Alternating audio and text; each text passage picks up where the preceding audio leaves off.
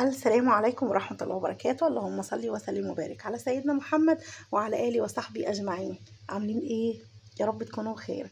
شايفين بقى التفاحة وعسل التحفة ده؟ شايفين؟ بسم الله ما شاء الله اللهم بارك.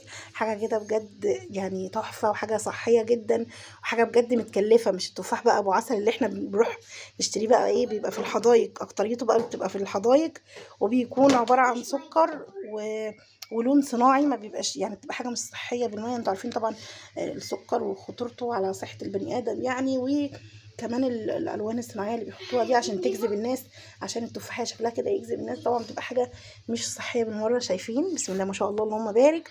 عملت بقى التفاح ده، شويه التفاح اللي انتوا شايفينه دول بالعسل عشان افرح بيهم اولادي.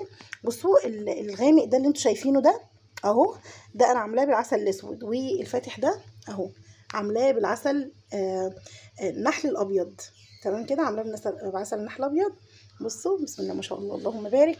لو عايزين بقى تعرفوا الطريقه هتلاقوا الطريقه كامله في فيديوهات اليوتيوب، وهستنى رايكم بالنسبه لي مهم جدا. شايفين؟ بسم الله ما شاء الله اللهم بارك.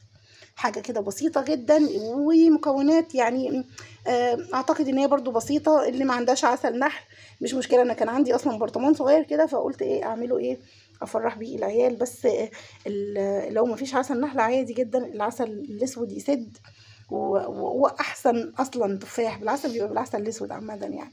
بس انا قلت ايه اعمله برضو بالعسل الابيض كده عشان خاطر الولاد. بصوا ما شاء الله اللهم بارك. شايفين؟ هستنى بقى رايكم في التعليقات، رايكم بالنسبه لي مهم جدا. ويلا مع السلامه.